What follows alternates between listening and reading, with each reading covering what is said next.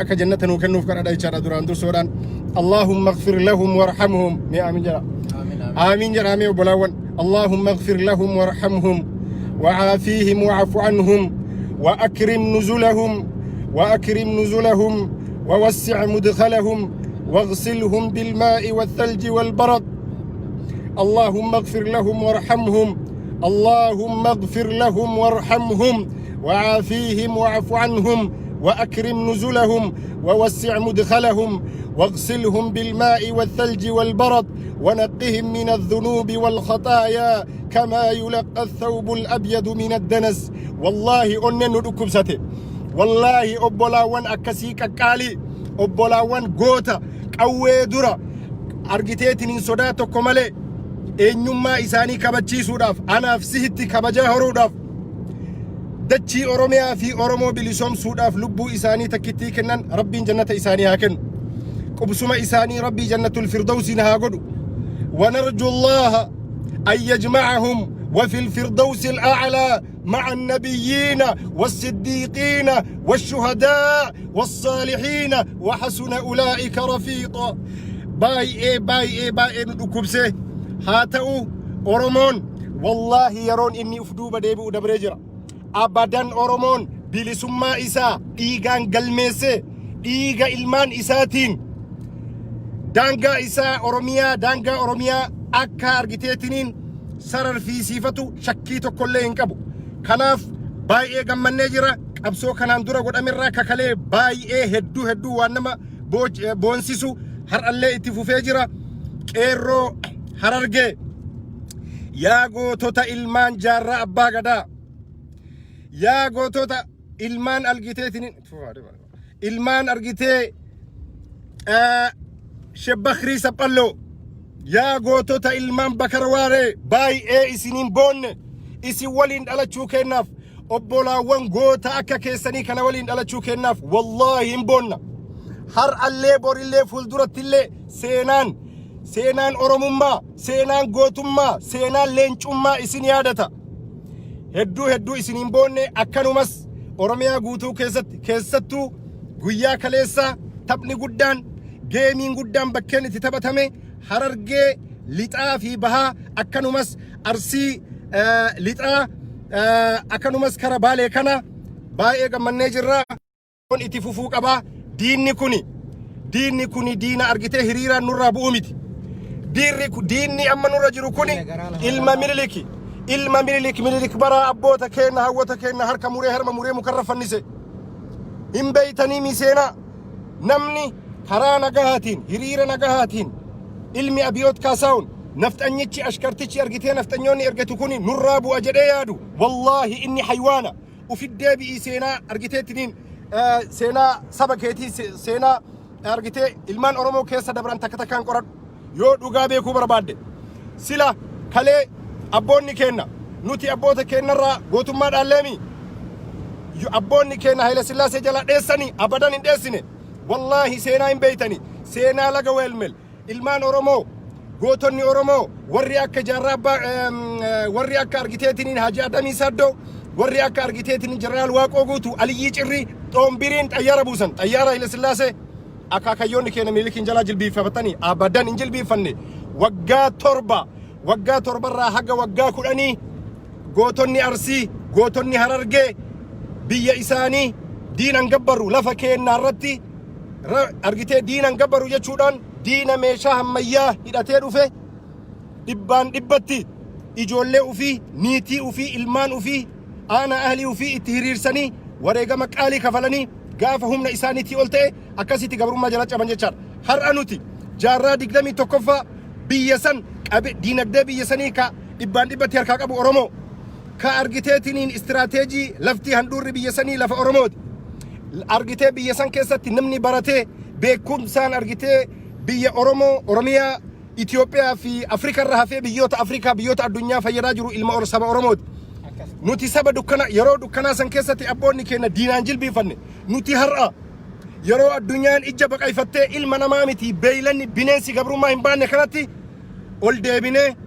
nafxanyaa ilmaan saree ilmaan kottee duudaa jalatti argiteetiniin buluun abadan waan malaatii miti waan tahuu miti gadi bahuu qabna qabsoo kalee eegaleerratti waan taazzabne hedduutu jira yeroo tokko waan jiru dhugaa walitti himuun illee barbaachisaadha guyyaa kaleessa qabsoon oromiyaa guutuu keessatti finiinee deemee ture haa ta'u laafina guddaatu argame naannawa shawaa keessatti walumaan galatti shawaan hin beeytanii gaafa master plaanii gaafa oromoon argiteetiniin obbolaawwan keenya warra tuulamaa warra shawaa diinni lafa isaanii maqaa master plaaniitiin argiteetiniin saamuudhaaf dhufe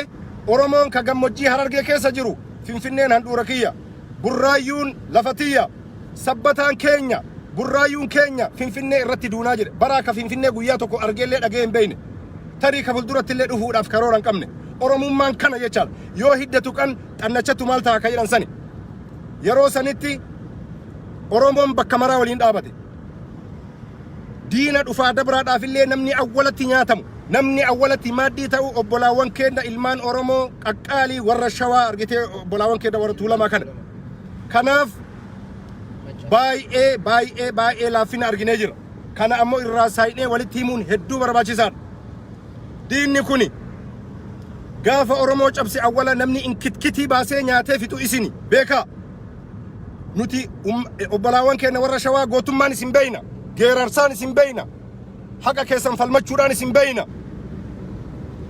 agaazii haga funyaanii hidhate gootonni qeerroon jalduu qeerroon gindabarat qeerroon gincii qeerroon amboo dura dhaabbatanii qawwee dura dhaabbatanii beenu nurraa jedhaanii turan har'a akkamitti ol deebitanii teettan kana hin dhageennu hin fudhannu sababa tokkollee hin fudhannu gadi bahi yoo gabrummaa hin baadhaa jette yoo gabrummaa hin fudhadhaa jette suni si ilaala garuu oromoon haga bakka jiru harka wal qabatee baalee boolee kaabaa kibbaa bahaadhiyaa haga hin ka'initti diinaan tokko nyaatamuun isaa waan hin oolle kana beekuudhaaf kai amboo kai gootummaan si beeyna sirratti dalagamee jira hin beeyna kai amboo gincii kai ijoollee jalduu gootota ilmaan tuulamaa bakka jirtanii ka'a diinni kunii diina nu balleessaa jiru wallaahi uqsum billaahi oromoon yeroo kana yoo diina jalatti kacabu taate deebi'ee akka oromootti itti fufuun eenyummaan oromoo itti fufuun qabeenyi oromoo diinagdeen oromoo lafa keetirratti jiraachuun argiteetiniin gaafii guddaa keesseenee jechaadha diinni kallattiidhaan mee ilaala zabana wayyaan illee guyyaa tokkotti namni hagaraan dhumne aabiyoot kasaawun maraattichi ilmi nafxanyaa ilmaan keenya fixuudhaaf oromoo lafarraa balleessuudhaaf kutatee ka'ee jira jechaadha humna qabna humna keenya wal bira argiteetiniin qarree qeerroon kuni qabsoo qeerroo qofatti dhiisanii miti qeerroon qarreen hawwonni abbonni xiqqaa guddaan bakka jirtuu gadi bahii abiyootiin dura dhaabadhu abiyoot fakkiidha malee namni isa dura jiru mililik daani'eel kibrat dura dhaabadhu sirna nafxanyaa kana barbadeessuu qabnaa isiniin jenna yaa ilmaan oromoo xiqqaa guddaa keessan yoo ka kana kacabnee yoo ka sodaannee ol deebinu taate bor maaltu deema beeytanii nafxanyoonni wayta mana farshootti wal geettu እንዴት ነው ዛሬ ስንት ጋላ ገለኔ ያልከው ስንት ጋላ አስረኔ ያልከው ከነ ወሊን ጀዳን ሀቃ ቀብና ሜ ወኒ ቢራ ሀፉ ዋነማ ጋፈታን ጅሩ ብየነማን ደይኔ ብየኬን ረቲ ሀቀነማ ጋፈታን ጅሩ ሀቀ ኬን ጋፈታ ጅራ ኦሮሞ ሶዳቱሌ አፋን ቀበቱሌ ኦልዴቢቱሌ ቴቱሌ ዱቲ ስራ አፋን ጅሩ መነቲ ሲዱጉጋ ጅራን መታ ሲዳሃ ጅራን ከሌነማ ኡመተ ጆሌ ዱሜ ኬሳ አርጋ ጅርተን ijoollee waggaa 12 mataa keessa dhahan dhiirsaaf niitii daa'ima waan tokko osoo nafin kuni diina meeshaa ammayyaa hidhatee argitee waan seenaa addunyaa keessatti dhagahin waraana biyya Eertiraa irraa galfatee gara jabinaan namni hoolaa namni bineensa beeyladallee akkasitti argitee dhahee hin fixu gara jabinaan saba keenya fixaa jira oromoo nama biraan qabdu uf malee wal malee oromoon paartiin qabu oromoon diinagdee hin qabu oromoon qawwee hin qabu paartiileen siyaasaa oromoo jiran kunillee biyya alaatii karabaata godhatee ati duutee ati dhumtee ati cabdee ati wareegamtee harka dhiqatee akka maaddiitti kasi nyaatuu dhufu malee ka argiteetiniin saba kennaaf quuqamee dhukkubsatee gaafa sabni kun rakkoon irra gahe dura dhaabate rakkoo saba kiyyaa kana ni falmadha dura dhaabadha ni balaaleffadha ka jedhuun dhageenye mara isaa ajuuzonni illee dulloonni ammallee kamaal galchuu dhiiga dhaabna mootummaa dhiiga dhaabna ka jedhu suni har'a biltsiginnaa guddaa ta'e akkanatti argiteetiniin diina waliin saba keenyatti taphataa jiran jechaadha. Oromoo bakka jirtuu kai akkanumas obbolaawwan keenya warri argiteetiniin Wallaggaa gootonni ilmaan Wallaggaa waggaa lamaan dabre saboonni argitee ilmaan Oromoo isinitti calisan haala isin rakkoo keessa jirtaniin haala haadhonni gudeedamanii guyyaarraa haadhonni ijoollee isaanii duratti gudeedaa turan gurra kennaan dhageenye haala qabeenya keessan isinirraa saamaa turaniin haala mootummaan isin ajjeesaa tureen Oromoon kun taa'ee isin ilaalaa ture dhugaa qabdan kumaandi poostii jala jirtanii waboon eenyu jaalmaarroon argiteetiniin mana shiishaa keessaa VOA fi BBC maglacaa guyyaan kennu dubbii dhiisi mee warri bosona jirtan maqaa Oromootiin mee amma waasilaa dhukaastanii ajjeesuu hin dandeettaniin beeyna mee gabbaatiin karamallee taatu cufa iwan biraate gabbaha karaallee taatu cufa Oromoon nama isaa duulullee hin qabu nama isaa waraanullee hin qabu nama isaa dubbatullee hin qabu rabbii isaa malee Oromoo beeki namni ati argitee gaachanni keessima utubaan keessima dildilli argiteetiniin riqichillee sima ati walii gaachana ati walii argiteetiniin utubaadha waan biraa hin qabdu warri maqaa Oromootiin bosona jiru jedhu sunillee hooma takka lafan jiran maqaa isaatiin ummanni dhumaa ture kanaaf jabaadha qeerroo Oromoo qarree Oromoo uf duuban deebinu dhiini kalee jige sun lafatti nafu abadan lafatti nafu maal nuu ta'a suni argitee dhakaa bu'uuraa kabilisummaa Oromoo nuu ta'a Oromiyaa guutuu keessatti abboonni hawwonni lubbuun gaafa dhalatte duute jedhanii gadi baha bakka jirtanii gadi baha falmadha uf duuban deebinu mootummaan laamshee jira dadhabee jira sabaaf sablammiin takkaalamaan wal jalaan itti argitee fincilaa jirti sidaamni argitee itti fincile hin beeytan argitee eeganaa walaayittaa itti aane eeganaa argiteetiniin Sumaaleen illee guyyaa dheengaddaa dhakabaariirraa argitee fincilli dhoohee jira hooma takka wanni nu sodaachisu hin jiru nama ka afaan keessan dubbatu ka maqaa keessan himatu ka isin keessatti dhalatee guddatee ka dabarsee diinaa isin kennu yeroon isin tarkaanfii itti fudhattan amma jechaadha yoo obboleessa kiyyamaan taane maa abbaa kiyyan taane yeroo kanatti nama dantaa Oromoo dabarsee kennu nama ilmaan Oromoo obbolaawwan Oromoo qeerroo Oromoo dabarsee diinatti kennu tarkaanfiin cululuqaan tarkaanfiin keessa deebii hin qabne irratti fudhatamuu qaba isiniin jecha kara obboleessa kiyyaa isin dabarsaa mee yaada isaa dhagenna. Akkam jirtan Oromoo harka fuunee nageenyi keenya qilleensarraan isin haa ga'u bakkum jirtanitti egaa namni diinam marfameetiin waraana keessa jiru waan hin jirre jedheetiin dubbatullee hin qabu diinni nu marse diinni argiteetiniin garaa siin laafu waraana keessa jirra namni keenya dhumaa jira cinaan keenya agartee madaadha keen ijji teenya nu dhiigdi qaamni keenya nu dhiigi immaan nurraa yaa Oromoon yeroo makamittu dhufaa darbaan kaan keessaaf itti fe'atee kaan keessaa waraanan fixee itti faayidaa ture amma kun hundu daangaa tahuu qaba Oromoon alaa keessan warri alallee yaa Oromootiyya warri ala kana jirtanillee namni hunduu naannawa cufarraayyuu ala kana jira saba keenya bira haa dhaabannu madoo keenya quba haa qabaannu waan danda'e maraan yaadan bira haa dhaabannu duraan illee biraan hafne hayyoonni keenya hedduu haa galatooman sabni Oromoo ka bakka cufa jiru haa galatoomu warra abbaa garaa malee warra gadi aantu ummata gadi harkisuuf miila jalaa gabroomtee diina miila jalatti kuftee miila arraabaa qoonqoo guyyaa tokko akka sareetti darbanii achi duttu malee sabni Oromoo walii galaan ka'eetiniin mirga isaatiif mirga abbaa biyyummaa bilisummaa isaatiif falmataa jira abiyoot haadhaa miti maa dubartiin addunyaa tana guutuu manaaba siin agarre atuu silaa ilma manaabaati ata nama mooraa horii eegu dallawa san keessaa baatee waan dalaydu isin silaa du'atan teetiif salphina kan keessatti hin himne maa dubartiin addunyaa guutuu siin agarre abjuu ati haadha na arge jettu san yaa ilma haadha malee abbaan qabne diqaalticha Oromoo miila harkisee achi keessaa gad si baasa yaa Oromoo karaan finfinnee galu karaa hedduutu jira odoo agarteetiniin dhagaa ittiin baanne karaa hedduutu jira karaan isaan cubsiisan karaan itti cufan keessa walii dabarsa karaan isaan itti jilbiifachiisan karaa waraanalleen akkaatan toofta waraanallee itti karaa taruu dhooggan hayyoonni keessan isinii haa dabarsanii keessan isinii tara osoomni miidhan tokko hin geenne akka salphaatti akka mootummaan kun jilbiffatu mootummaa maalii miti maafiyaan kun Oromiyaa keessaa bahu Oromoon maqam isaa kanaaf diina ta'e yakkame maqaan Oromoo kun maqaa yakkaa ta'e maqaan Oromoo kun maqaa du'aa ta'e gadheen garaa ufii guuttatte diina masayte Oromiyaa keessan deemteetiniin ilmaan xixiqqoo kunoo haadha fi abbaa ijoollee haga daa'ima baatii 3 ka irraan hafne ajjeesaa jirti kanaaf duuti hin ooltu maaliif agarteetiniin akka maletti mirga dhabneetiniin maaliif odoo agarteetiniin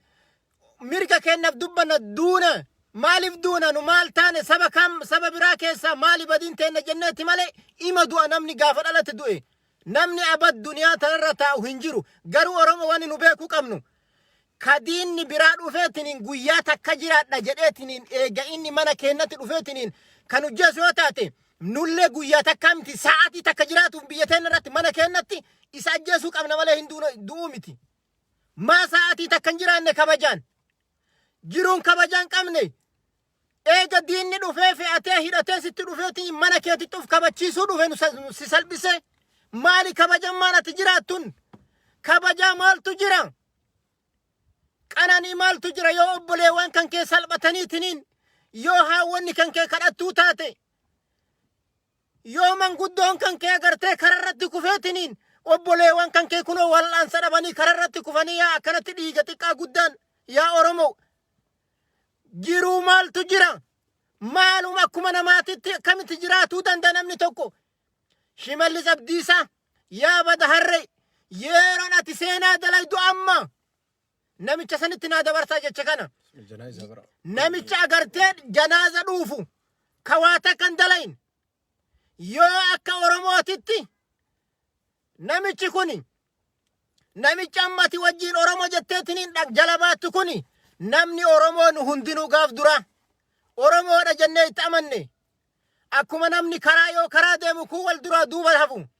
isin duubatti haftan ammallee isinii hin bariine miila keessanitti dhagaa hidhanii miila lafaa kaaftanii karallee achi deemuu hin dandeettanii namicha jalatti haftanii ammallee ijji keessan hin argu gurri keessan hin dhaga'u akka namichi kun ilma badaa ta'e ilma falfalaa ta'e ilma gaddaa ta'e maqama gadaa jettanitti baaftanii abbaa gadaa ilma gaddaa akka inni ta'e isinii galuu didee hagarraa namichuma kana gabbartanii namichi ilma gaddaati namichi ilma naftanyaati namichi Oromoo awwaalaa jira hiriyoota keessan kan wajjin aangoo qabatanii turtan tokko tokkoon kaanidhaa buusee jira atillee bakkuma tanasii jira seenaa dalagi Shimallis Abdiisaa yoo dhuguma Oromummaan sitti dhagamti yoo dhuguma obboleewwan kan kee kan moggaa keeti waraannat ajajju gadi baheetiniin ummata kafixaa jiru yoo ka ijji si argitu taate dhugaadha kijiba jettallee waa akkattu hin argita kasi jala taa'ee nafxanyaan ka'at ummata saba kan kee kana guddoo kabachiisuu dadhabde nafxanyaan bubuutun takka si jala jirtu kunoo mataa lafatti gadi si garagalchite waan ufii barbaadde muka duuban si tumte waan ufii barbaadde si dalaysiisaa jirti yaa sare akka barbaaddetti kunoo karatti si deeffatteetiniin karatti si deebifte saba ufii kunoo kiiloomeetira meeqaba achitti si kabachiisiisaa jirta maqama Oromoo kana yoo barbaadde hin himatiniyyuu yaa nama rabbi si haa abaaru ummata Oromootiif waa dalag poolisii Oromiyaa yaa dargaggoota warri raayyaa ittisa biyyaa keessa jirtan abboonni keen warra siin dura nu dura taran akkanumatti kam akka keessanii kanaan gidirfamaa ture, kam akkanaa kanaan hidhamaa ture, kam akka keessanii kanatu saba biraatillee duubat saba isaaniitiif isinarra akkuma saba biraatittu waraana saba biraatittu saba keessaniif as garagala antummaa saba keessaniif mul'isa. Galatooma. Baay'ee bareeda. Wanni anillee jidduu kanaan dhaamachuu barbaadu shekkota Oromoo, qeessota Oromoo, abbootii gadaa jidduu kanaan carraa kana fayyadamuudhaan abbaa gadaa goobanaa hoolaa goota leenca san baay'ee galatoofachuu barbaada. Haala argitee namni marti paartiin siyaasaa hayyoonni Oromoo hedduun sodaatanii afaan qabatan kanatti sodaa cabsee afaan buqqifatee waan jiru ilmaan Oromooti himee jechaadha. Sirna kana karaa dandeetanii ofirraa buusa. Wanni an amma dhaamadhu guyyaa kaleessaa shekkonni bakka hedduu du'aa godhaa turan baay'ee na gammachiisee jira wanni sun. Garuu wanni kun biyya irrattillee biyya keenya irrattillee Oromoon bakka jiru masjidatti ol bahee mana argitee bataskaanatti bakka maratti saba isaatti labsii dabarsu gadi bahaa yeroon cal'isnu dabree jira. Du'aa'ii qofa osoo hin ta'in du'aa'ii san ammoo yoo dalagan akka namaallee ka'aatiniin yaa rabbii mootummaa kan narraa kaasee waggaa dhibboo kadhattee ka'uu ta'uu dhabuu danda'a. Maali Nabi Muhammad masjida taa'ee rabbi kadhatee argitee diinii kanaaf nasriin finne qabsaahee dalagee halkanii guyyaa. Kanaaf akka ummanni wareegama barbaachisaa kamuu kafalu ummata keessanii dhaama. Du'aa'iin afaan gogaa hin tahu. Rabbiin Qur'aana keessatti walladhiina jaahaduu fiinaa lanahdiyannahum subulana warroota karaa keenya keessatti qabsaa'ee karaa irratti isaan deebifnaa jedhe malee afaan duwwaa argitee hin ta'u. Jabaadha ammallee sagalee kanarra dhageessisa. Hayyoonni Oromoo, qeessonni, abbootiin gadaa, shekkonni saba keessanii sagalee ta'a sodaa tokko malee biyya keessanitti magraafoona qabadhaa masjiida irratti labsii dabarsaa. Yoo guddate hidhamuu ajjeefamuudha. Khalaas lubbuun gaafa dhalatte duuti. Maqaanuu argitee maqaanuu dhumaa jirra. Kanaaf seenaa dalagaatiniin biyya kanarraa argitee saba keessanii wareegama kafala. Isin namoonni gurguddaan umrii keessanillee dheerate maasha Allah nyaatanii waa hedduullee argitanii. Ijoolleen xixiqqoon namni silaa ruuhiin itti mi'aawu namni silaa jiraachuu barbaadu manaa meeqa qabu jireenya gaarii jiraachuu barbaadu har'aa sodaa tokko malee. Argitee osoo olii gadi hin daddaaqin diina dura dhaabatanii dhumaa jiranii ijoolleen tuni fakkeenya guddaa isinii haa ta'u. Jabaadhaa qabsoon guddaan. Qabsoon magaalaa xixiqqaarratti godhamu argiteetiniin bu'aa ni buusa. Garuu dhibbarraa dhibbatti qabsoon injifannoo culluqaa fiduu danda'u. Ka bu'aa buusuu danda'u. Kan injifannoo nu argachiisuu danda'u qabsoo magaalaa gurguddaa irratti deeffamu jechaadha. Kanaaf Finfinnee. Karaan baaburaa cituu qaba. Ifaan cituu qaba. Bishaan cituu qaba. Wanni takkittiin akka Finfinnee san hin geenne mooraa maafiyaa sanitti akka wanni hin galle ummanni Oromoo bakka ga'een haga danda'een karaa baaburaa san zayitii motoraa fidaa irratti gadi naqaa bakka argitaniin zayitii motoraa agartaniitiin warra makaanikaa biraa dhaqaa fudhadhaati karaa baabura inni haada inni irra deemu san irratti gadi naqa. Baay'ee dhugaadha. Achuma irratti gadi naqa. Boba'eetiin achirratti argitan reef isaa bubaya. Qabsoon kuni ammallee wanni Oromoon beekuu qabu dhibbaan dhibbatti Oromoon argitee biyya keessa jiru biyya alaa jiru beekuu qabu. Qabsoon guyyaa lama sadi goonee ol deebinu kuni wareegama guddaa nu kafalchiisa. Maali mootummaan kamtu kamii eentu hiriira kana hoggane eentu bahee eentu karaa cufee eentu odeeffannoo dabarsee eentu argitee hiriira bahee eentu suuqii cufee fi bane addaan baafatee dhaha jechaadha. Kana mootummaadha it's a golden opportunity afuura baafachiisu. Kanaaf qabsoon haga argitee biyya keenya irratti ol aantummaa Oromoo fi Oromiyaa agarsiifnutti ol deebi'uu hin qabnu abadan. Nuti warri biyya alaa jirullee advokaasii hiriira nagahaa biyya addunyaatti iyyachuu akkuma jalqabne kanaan jabeessinee itti fufuu qaba. Qabsoon guddaan ammoo dirree Oromiyaa irratti waan ta'eef jabaadhaa. Rabbi argiteetiniin ilma Minilik Abiyyi Nafxanyicha ifaajee kennaan dadhabbii kennaan nuti dhumnee lafeen nu caccabee kumaatamaan itti wareeynee masara mootummaa seensifne har'a achii gadi deebi'ee ilmaan Oromoo fixa. Aboo Rabbiin osoo ooleen bulee namicha kana nurraa haa qabu. Yaa Rabbi Abiyyiin qabaa Fir'aunaan qabde yaa Rabbi nurraa qabe. Yaa Rabbi Abiyyiin daaraa bubbeen fuute nurraa godhe yaa Rabbi si kadhanne. Yaa Rabbi isaa fi sirna isaa kanallee daaraa bubbeen fuute yaa Rabbi nurraa godhe. Yaa Rabbi mootummaa kana dhaba nurraa godhe. Mootummaa saba kennaan taane. Mootummaa argitee diinagdee kennaan taane. Mootummaa Oromoo fi Oromiyaan taane. Mootummaa sabaa fi sablammii biyya kennaa hin taane kana yaa Rabbi dhaba nurraa godhe. Yaa Rabbi dhaba nurraa godhe yaa Rabbi. mootummaa zaalima,